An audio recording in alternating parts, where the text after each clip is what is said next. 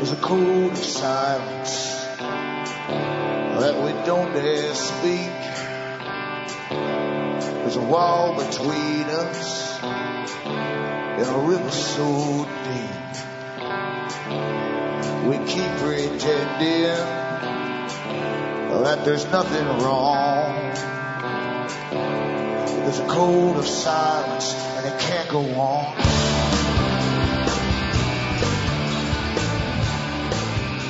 Hi folks, I'm Alan Watt and this is Cutting Through the Matrix on the 19th of December 2012. For newcomers, as always, I advise you to make good use of my website cuttingthroughthematrix.com and help yourself to the free audios for download, because there's so many of them and they go through the system you're born into, and you've been involved in warfare your whole life and you never knew it. You never knew there was a group that declared war upon you before you were born. And a lot of them didn't get born because of it, actually. And also on your parents before you and your grandparents too. Perpetual war to change all of society into the way that this particular minority wanted it to be changed into. And they didn't declare it on, they didn't tell you they were under it. They came out in different fashions and actually got you to do the campaigning yourselves. We're awfully good at adopting campaigns when we're convinced eventually by these people that we're all victims. But anyway, go into the website, make good use of it, and you'll start to understand the big system that's the New World Order, as they call it today, the global society, and why everything's happening the way it's happening today, at a rapid pace, in fact, because this is the century of change. The big boys said it themselves in their own books over 100 years ago, that this would be the century of change. By this time, would have debased us so much, basically, destroyed the cultures of the countries completely, until we're at their mercy and we're into this flux of massive change. And once you have us in complete flux, nothing to hold on to, you can really ramp it forward and bring in this utopia for the ones who brought it all to you, not for you, mind you. And I go through the history of it, so help yourself at the website cuttingthroughthematrix.com. Remember too, you can also get print-ups of a lot of talks I've given and all the sites I have listed there, and you can go into Alan Watt Sentinel.eu for transcripts in other languages for print-up. And you are the audience that bring me to you. And I always get this out the way rather than pester you all the way through the broadcast, which is wrong, of course. I should do it all through the broadcast. But you can keep me going by buying the books and discs at cuttingthroughthematrix.com, and you can also donate. And I'm serious about it too. I really need the donations to come in because it's a bad time, bad year. And of course, we're all going through this hyperinflation idea of austerity, as they like to call it today, rather than poverty, which is what it really means, bringing down into poverty by a bunch of multi-billionaires and trillionaires. And to do so from the US, you can go into the site and you can still use personal checks to Canada. You can also use international postal money orders from your post office to Canada. You can send cash or use PayPal. And across the world, you've got Western Union, MoneyGram, and PayPal once again. And remember, straight donations are awfully welcome indeed. But we're rapidly going through the changes. Now, whenever the big boys want something to happen in a cultural fashion to weaken the cultures, again, what's left of them, and I don't even mean what is left of them, there's not much culture left in most of the countries, because that was the main obstacle of a minority coming in to take over, in fact. That to become the dominant minority themselves, so that to oust the previous dominant minority and then give you a different culture, which everyone's adopted and adapted to very easily, stage by stage, until we're completely defunct. And then the boys turn around at the top and tell you, look how dysfunctional you all are. And we still need this to happen, and this to happen, and this to happen. So they give you all the appropriate things to happen to make you say to government, please do something. And of course, they come through with the laws they'd already drafted up long ago, and they blow off the dust and implement them. That's how you do things in real life, you understand, in society. For social change, and social engineers, of course, are behind this too, that were implanted in all universities a long time ago. They moved in from the Soviet system. Back with more after this break.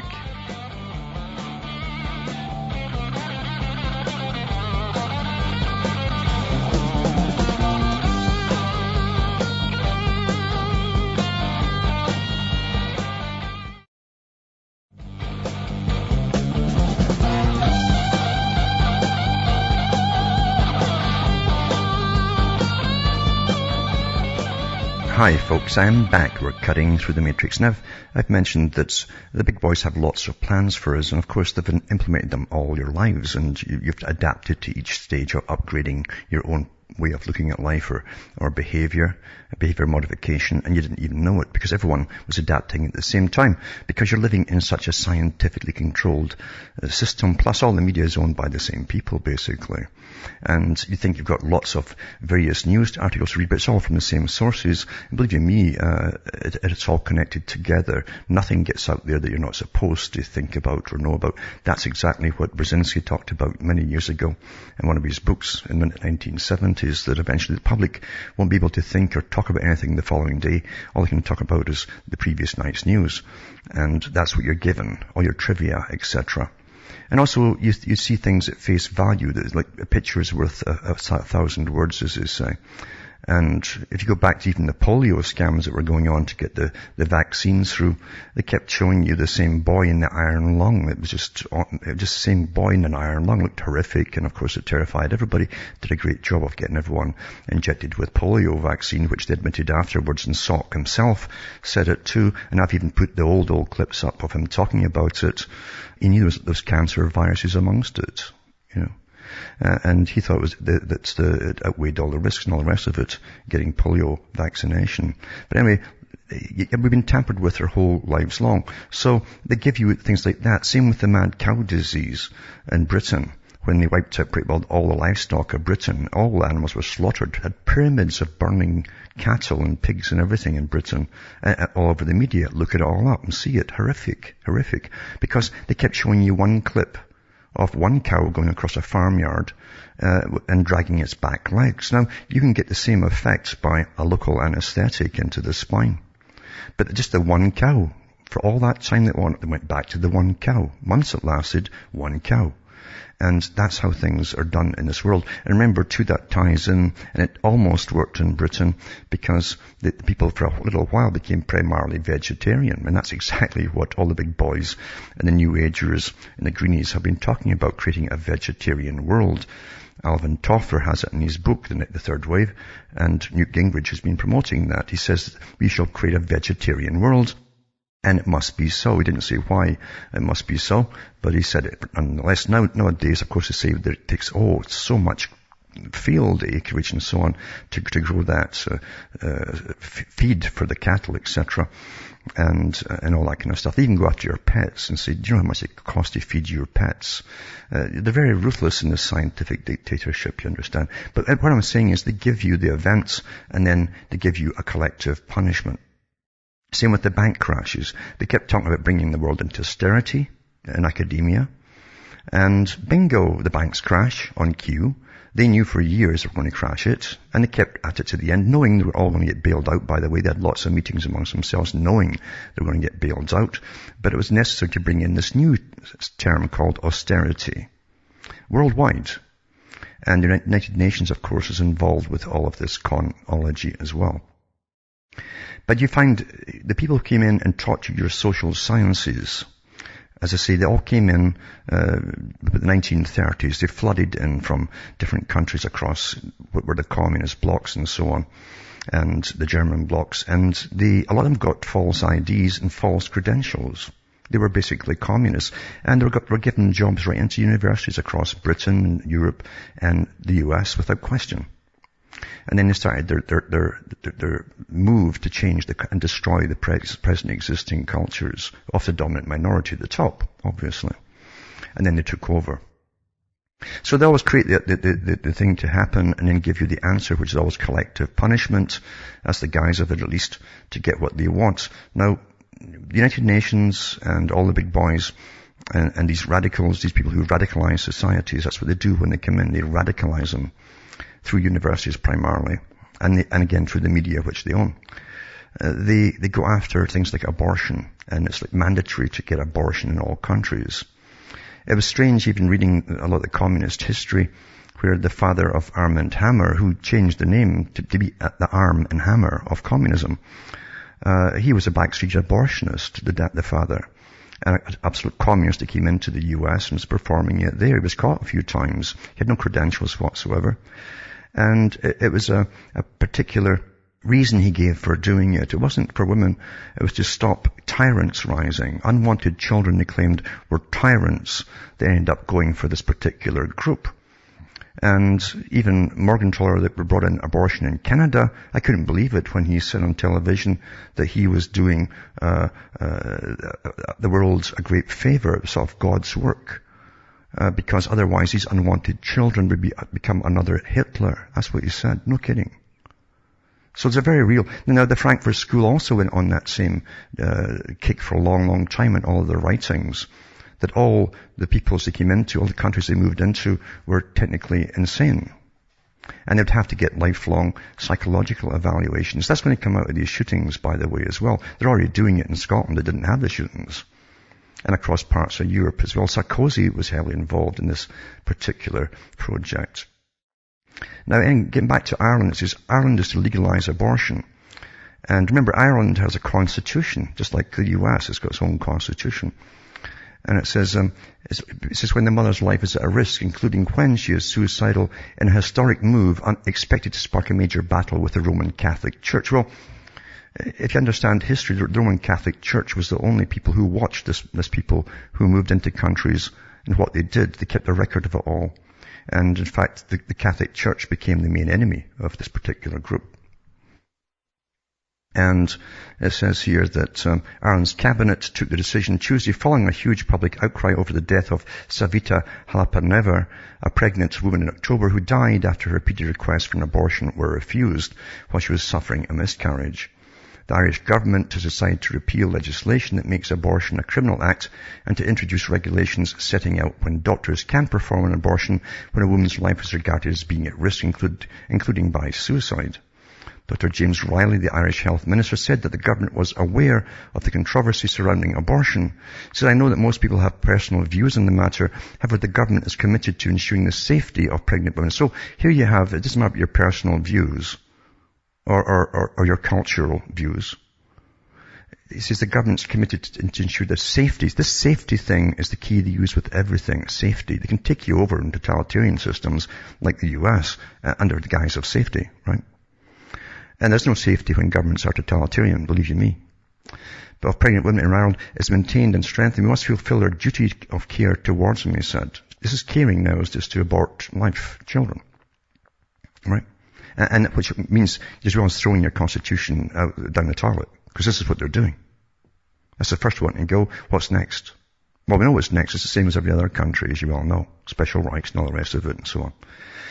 It says, for that purpose, we'll clarify in legislation and regulation what's available by way of treatment to women when a pregnancy gives rise to a threat to a woman's life. We'll also clarify what's legal for the professionals who must provide that care while at all times taking full account of the equal right to life of the unborn child and so on. But then you go into also this article here. And it all ties in, you see. It says Ireland's prospects of exiting its international bailout depend importantly on the delivery of European commitments, the International Monetary Fund has said. Now, I mentioned the International Monetary Fund last night. It's to be the heavy for the World Bank, the Bank for International Settlements. That's what it is. It's a big debt collector too. And it was set up by the Royal Institute for International Affairs, Council on Foreign Relations. Carol Quigley, the historian, talks about the whole darn thing. He says this is the system, the Bank for International Settlements at the top for the World Bank, and the IMF to collect debts, run countries when they fail. And they literally come in and run your country. And I'm talking about all of the UN agenda comes with it. It says, so it says, in its latest quarterly report on the government's compliance with the terms of the bailout and its assessment of the state of the economy, the fund said risks to economic growth in Ireland have profound adverse implications for government debt sustainability. Stressing the fragility of Ireland's position, the fund said doubts on the financial markets about the state's capacity to repay its debt could easily re-emerge. So little threats here and there, you see. In its review, the IMF delivered a strongly worded signal to other members of the Troika and Eurozone member states. Delivery on European commitments, especially direct bank recapitalisation, is critical, it said. And then you go into this one, and it says here. Now this goes back to 1998, this article I'm about to read here. And do you think these are all separate organisations, the IMF, World Bank, Bank for International, they all come under the United Nations? And this says here, and it says, Washington, it's from Reuters, House Majority Leader Dick Armey said Tuesday that the White House may have to negotiate with lawmakers on unrelated anti-abortion issues to garner the votes necessary for House approval of the International Monetary Fund bailout funds. Start to click here, folks. Says Armey, a Texas Republican, said efforts to reach a majority of votes for the IMF funding may require the Clinton administration to accept restrictions that bar agencies from using U.S. funds to lobby foreign governments to change their abortion laws. Is it starting to click, folks? We're going to continue to press to relieve taxpayers of the burden of that kind of use of their money and every place where we have an opportunity to say so, he said. So, I'll put this as quite a long article. So one of the conditions of getting this into this bailout and so on is you must put through abortion, you see. And not only that, like places like the US, when they join it, they must, when they give it a loan from the US through the IMF, because this is what they do, we're all part of the IMF, then they mandate that you must also push the other countries to push abortion. Now it's the primary goal in the US today. It's the primary goal to push homosexual agendas from the United Nations. Who runs the United Nations? What is the United Nations? You have to do your history, folks. Awfully quickly. Back with more after this break.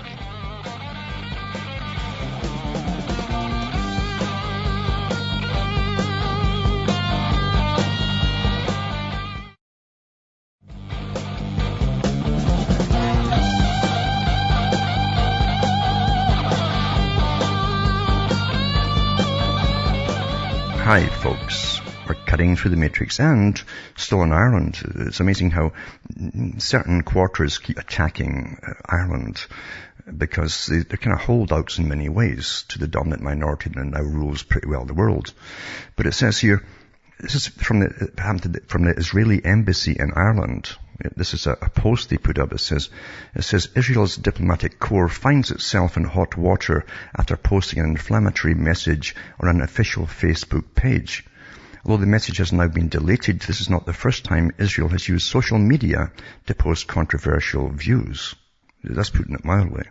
It says the message appeared on the Israel in Ireland Facebook page, which is linked to the official embassy site, on Monday morning. The post comprised a painting of Mary and Jesus, accompanied by the following caption. It says, a thought for Christmas. If Jesus and Mother Mary were alive today, they would, as Jews without security, probably end up being lynched in Bethlehem by hostile Palestinians. Just a thought, it says. The message sparked immediate heated debate, but was taken down within hours. And it says, so anyway, the image of the Jesus with derogatory comment about Palestinians was posted without the consent of the administrator of the Facebook page. This is what they came back with. We've removed the post in question immediately. Apologies to anyone who may have been offended. I'm sure there's a big smile there too, said an official statement from the Israeli embassy in Dublin. The message provoked a heated discussion. It says, since then, the Israel and Ireland page has been shut down altogether, and the link on the official website has been removed.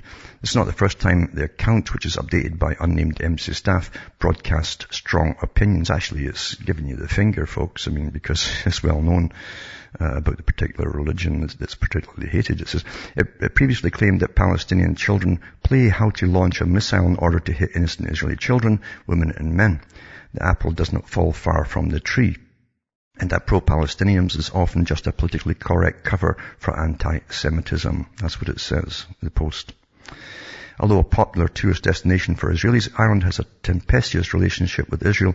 The Israeli mission, which is headed by Boaz Moshe, who's deputized by his wife Nurit Tanari Modeh, has captured the headlines with its confrontational approach. Last year, Tanari Modeh claimed in a letter that Ireland-based Jews should have their private information made public if they criticize their homeland, which is Israel. It says, yet the post doesn't appear to be an isolated incident. It appears an example of Israel's wider policy of Hasbara, which loosely translates as explanation. Hasbara is seen as a concerted effort to forcefully promote Israeli views in the face of what Jerusalem perceived to be predominantly anti-Israel media coverage worldwide. Although the term appeared in the 1970s, the policy has gained new impetus with the ascent of social media. Within the semi-official policy, Israeli embassies have turned from bland conduits of diplomatic formalities to headline-grabbing broadcast stations. For example, ahead of the recent votes on the status of Palestine in the UN, the Israeli embassy in Washington posted a cartoonish video showing Palestinian President Mahmoud Abbas driving a bus full of radicals. At the end of the video, Abbas was faced with a fork in the road with UN membership leading to a war zone and an alternative to an idyllic land of peace. The video was widely lambasted as disrespectful in the media. And it goes on and on about different things too. But there's definitely much going on, you understand. You have to understand the history of all of this. If you don't look into it for yourself, don't look for other people's opinions. You've got to dig into the history yourself to find out actually what's going on. Because there's lots of folk there that'll put you off even investigating. I mean, Hollywood's already done that. Fantastic in its way to make you hate particular segments of society or the churches, or any churches at all for that matter. And also from the Council on Foreign Relations, the ones who basically run all the media of the planet, the organization that formed with all the bankers at the Royal Institute of International Affairs in London, England. They run every country's prime ministers and presidents. That's from their own history books, by the way, written by their own historian, Carol Quigley. And it says here, Newtown, Hanukkah, Joseph and Barak. This is from CFR. It says, for our family and closest friends, this month has been a season of celebrating bar mitzvahs, the Jewish coming of age of life, for the 13-year-old boys and girls, and of Hanukkah, the 8-day festival of lights. Once a minor holiday, Hanukkah celebrates the martial bravery of the Maccabean revolt against Antiochus IV, who wanted to ban Jewish practice in Jerusalem. 20th century American Jews, hoping to compete with Christmas, elevated Hanukkah and made it mostly a children's holiday focused on miracles more than warfare. And it goes on to talk, and then eventually gets into the shootings, the school shootings, you see, and how it was terrible to watch President Obama address the Newtown families and the community at the memorial and so on. And it's obviously pushing, again, for more things to be done about it. But it was interesting, too, to see who wrote it, because this article for it, because there's a link on the CFR site. It takes you to their own person, their own particular person for the Council on Foreign Relations for the Brazilian department in Brazil. So they've got departments in every country in the world, because they're heavily involved in every country in the world, the CFR.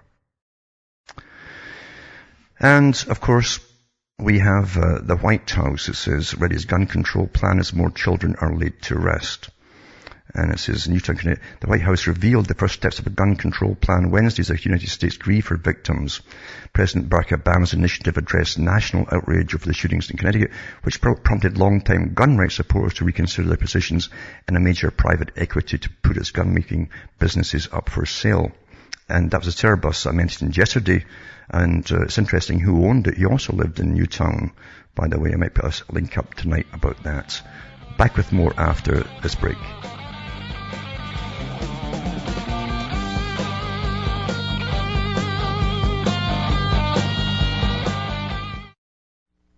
You're listening to the Republic Broadcasting Network, because you can handle the truth.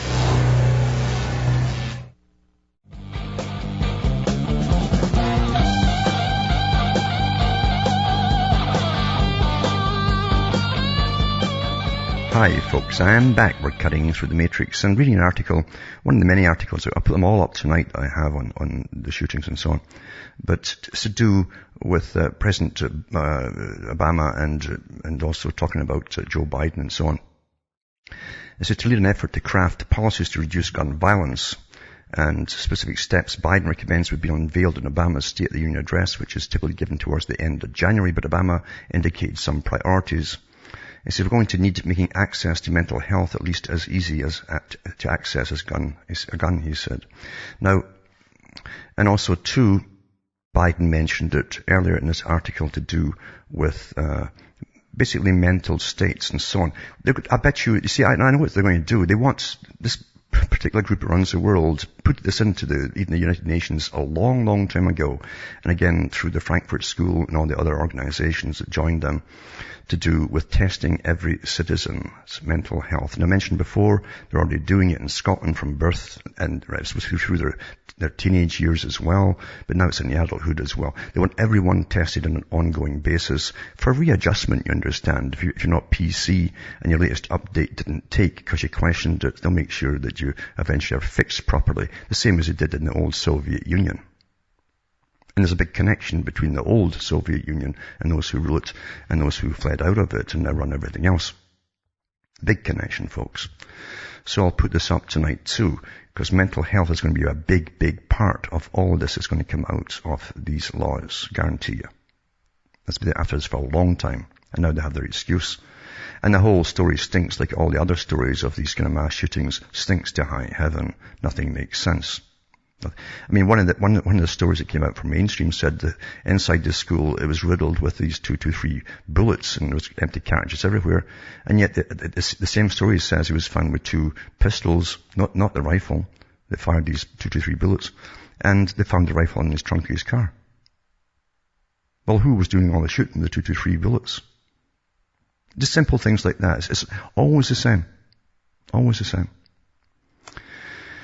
And also, this article here, again, is announced plans Obama is for a new gun control initiative, saying he's tasked Vice President Biden with coming up with a set of proposals to restrict access to automatic weapons, such as the one used in last week's shooting that left 28 people dead. He said he expects Biden, a long-time gun control advocate, to work with a team of people from both sides of the political spectrum before presenting proposals by the end of January. And their task is going to be sift through every good idea that's out there and even take a look at some bad ideas before disposing of them and come up with a concrete set of recommendations in about a month, said Obama, speaking from the White House. I'd hope our memories aren't so short that we saw in Newton isn't lingering with us what we saw, that we don't remain passionate about it a month later. Obama said he plans to push legislation without delay following the report from Biden's team and urged Congress to hold votes on the new law next year. Now, the same group that wanted to bring Sovietization to the world and then split off from the old Stalin stuff, eventually when he turned on them, they became Trotskyists, you understand, and they all ran on into the West. As I say, lots of them got professorships right away and were flooded the universities and so on, and started teaching their social sciences, as they like to call it. A lot of it was just pure Marxism. Other ones was camouflage Marxism. But their whole purpose was to radicalize students to question and go against the whole existing system. And not to help them and free them, but so that the same group could then dominate them and become the dominant minority. That's happened. That's what happened, folks. Now, in this wonderful US, which they still sing is free, it's in their songs and all, but SWAT cops are to ask for IDs from everyone in an Arkansas town. It says there isn't a lot to do in Paragould, Arkansas, but residents of the town of barely 25,000 seem to have no problem finding trouble. Now, in order to curb the rising crime rate, the city is proposing heavily armed police patrols to the streets on foot. It says, but also shows you an armored vehicle there too. At a town hall meeting on Thursday, Mayor Mike Gaskell and Police Chief Todd Stovall endorsed a plan to send cops dressed in full-fledged SWAT gear and equipped with AR-15s into downtown Paragould starting in 2013. So once again, you see all this focus on any military-style equipment being taken from the public, while you're living in a police state where they're getting more and more of this stuff all the time, all the latest of everything, every toy the military is using, the cops have got. That's a scary thing to witness, you understand, when you know the history, the world's history, especially in the 20th century. The militarized police force will be tasked with trying to control a crime rate that has made Paragould an increasingly dangerous place to live in recent years. And then they give you the stats as always, which are always off. I mean, statistics, and it's like it's true. I think it was Roosevelt and others have said the same quote, that there's lies, then there's damn lies, and then there are statistics. In other words, you can't argue with science. It gives the appearance of science to get what they want. It's the same with polls. Most folk are herd animals. They want to join the winning bunch. And so when they hear 80%, 90% want this, they'll join and want it too. This is what they believe, you see. There's actually histories on the cons that when they first came out with polling. The whole idea was to do just that, to con the rest. Anyway, it says, the militarized police force, and there you go, militarized police force will be tasked with trying to control a crime rate. And Paraguay's an increasingly dangerous place to live, blah, blah, blah. It says, this fear is what's given us a reason to do this. Once I have stats and people saying they're not scared, we can do this. In order to bring crime down, residents of Paraguay may soon have to endure police officers brandishing semi-automatic assault rifles on the regular, it says. Bad way of writing. It says, what's more, Stovall says is he intends to have the cops collecting identification from everyone and anyone in an attempt to discourage criminal activity. This is beyond the Stasi in East Germany. If you're out walking, we're going to stop you and ask you why you're out walking and check for your ID. The Daily Press reports him saying during last week's meeting. That's daytime as well. To ask you for ID, I have to have a reason. He said, well, I've got statistical reasons. So there you go. Statistics are those reasons. Let's say I've got a lot of crime right now, which gives me probable cause to ask what you're doing out. Then when I add that people are scared, then that gives us even more reason to ask why you're here and what you're doing in this area. Well, you don't get kind of scared if these guys are dressed up in military gear. You've had years of propaganda from the TV, mainstream media, and the militarized culture from Hollywood to make you scared, you know. And then what are you going to do next? Well, they'll probably do all their cavity searches and all the rest of it next too, in broad daylight. They actually did that to 2 women in the States there, and it's from the Raw story. I'll put that up tonight as well. You'll see the video, and you'll see this kind of butch type creature with the usual shape too, putting on gloves to do body searches in the street, on the roadside, as cars pass and a whole bit. And she uses the same gloves to do both of them, and she goes into the anus and the vagina with the same gloves, folks. This is America the free. Is it?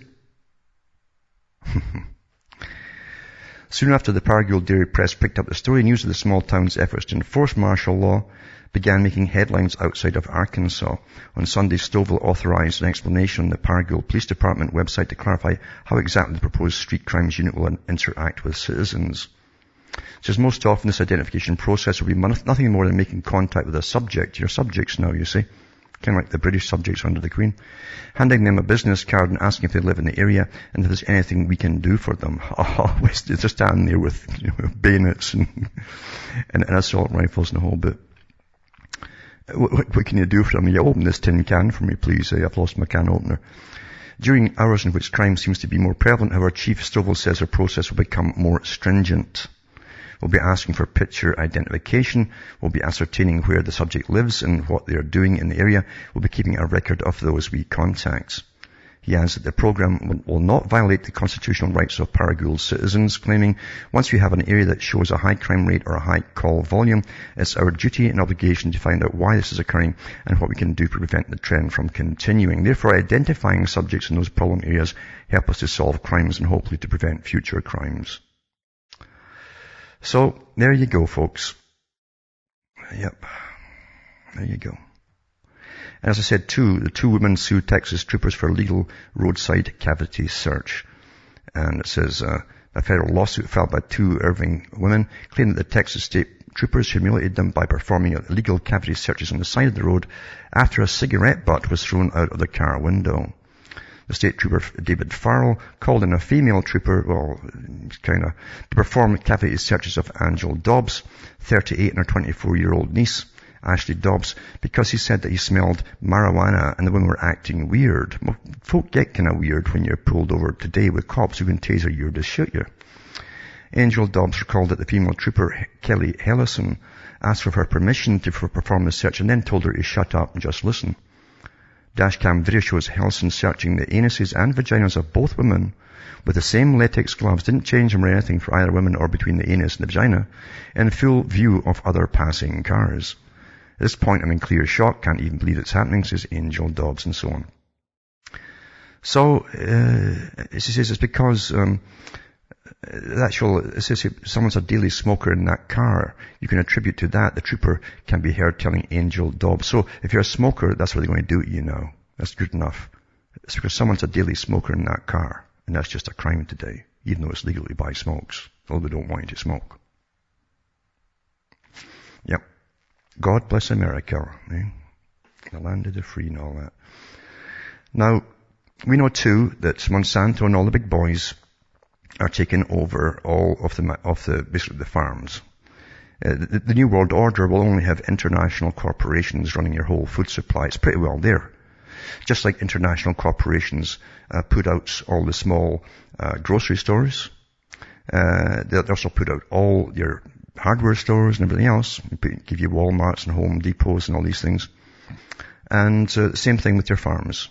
So they're going for big time, all the farms. And it says milk prices could hit $6 a gallon without the Farm Bill resolution. So these are scare tactics. Milwaukee, as a nation inches towards the economic fiscal cliff. Oh, fiscal cliff, here we go. Anxiety is growing in farm country about an obscure tangent of the Washington political standoff that reaches into the dairy industry and indirectly into the household budgets of consumers who buy milk and cheese. Little noticed in the struggle over major looming tax increases and spending cuts is that the outcome could also affect the Farm Bill, in which Congress didn't complete action this year after it expired in September. Agriculture industry leaders hope the farm legislation can be added to any final fiscal package before the end of the year. But if no fiscal agreement is reached and the farm legislation is left adrift, farmers could face the prospect of returning to an antiquated system for pricing milk that would bring big price increases for consumers. So they're using this as an excuse. If you don't sign this again, you go back to the dark ages. But actually it was a lot cheaper back then, than milk. So it's a scare tactic, that article, to get people to go along and have it signed. And even call it milk today after they've boiled the hell out of it. And they take so much of the nourishment out in other ways as well. And then they homogenize it to make sure you'll die of heart attacks and stuff. You understand, this is a war. These are war tactics. These are real war tactics. And they call it total war. Including sterilizing people and everything. That's total war. They put them all sterile bit by bit. They don't even know what's happening themselves. And it's all a big mystery in the medical, associations. Oh, it's a mystery. And wellness. This is the big con. You understand you're in Orwell's land because he was writing about this particular ideology that I've been mentioning since the beginning of the broadcast tonight. And he knew who was behind it too, of course. And Orwell gave you all the crazy stuff in his book 1984, and double speak and double think and all this stuff. And here they are with their double think, this crazy thing. Remember when the head of the Federal Reserve said, I'm going to promote wellness, well-being, gross well-being rather than GDP. As they bring you into austerity, you're going to feel great, folks. Great, folks. And this is a worldwide law. It's all over the world now. The UN's managing it all. Getting you all trained. They've even got professionals going around areas and doing surveys with people and finding ways to help them become happier with their poverty. You understand what's happening here?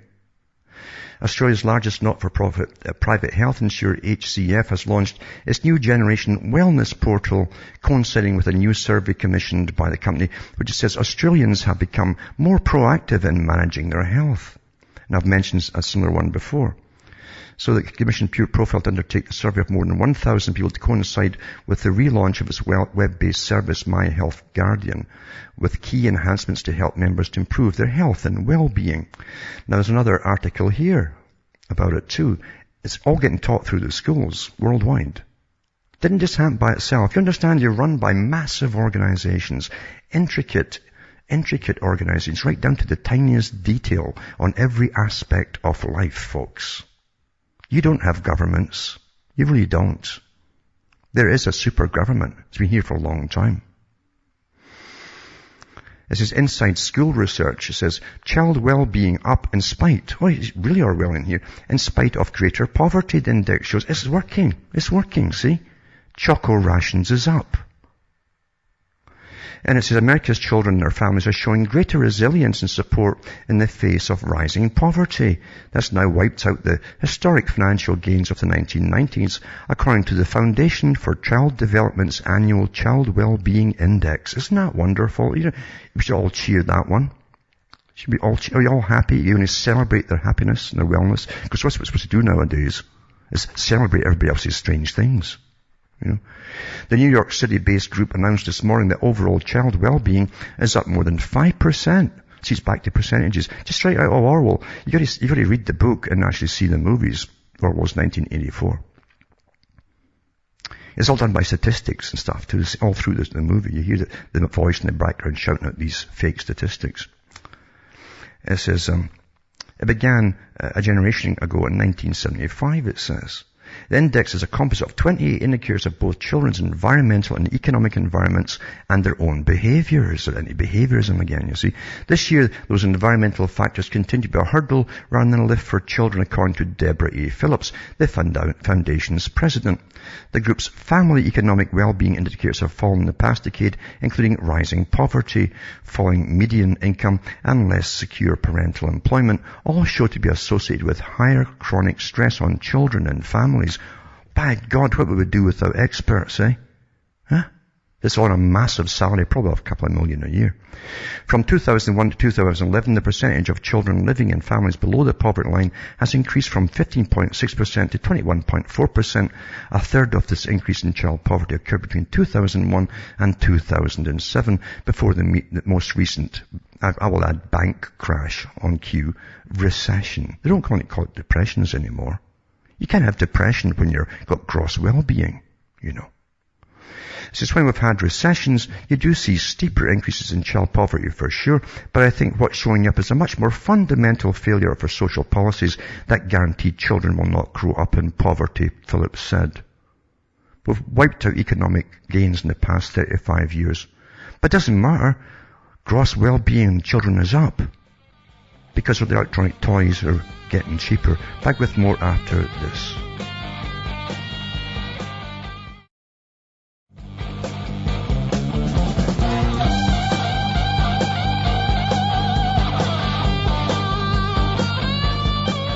Hi folks, I'm back and we're cutting through the matrix. Now you know that everything that starts with the military ends up getting pushed across all societies, whatever it happens to be.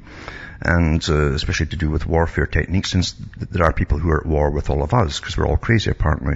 The whole world's crazy. We need psychologists and psychiatrists, all the ones that came out of the Freudian schools, who again were attached to the same groups again, to do with the Frankfurt School and so on, to change the world. They want to alter us all, you see. But it says DARPA wants to install transcranial ultrasonic mind control devices in soldiers' helmets. And so they've been trying to crawl inside the minds of soldiers for a while, but if a new ultrasound technology could let them get deeper inside than ever. Working on a DARPA grant, researchers at the Arizona State is developing transcranial pulsed ultrasound technology that could be implanted in troops' battle helmets, allowing soldiers to manipulate brain functions to boost alertness, relieve stress, or even reduce the effects of traumatic brain injury, it says. So it's to do with manipulating the brain to enhance warfighting capabilities. Dr. William J. Tyler, an assistant professor of life sciences at ASU, writes on the Department of Defense's Armed with Science blog, this is from the military. To overcome the above limitations, my laboratory has engineered a novel technology which implements transcranial pulsed ultrasound to remotely and directly stimulate brain circuits without requiring surgery.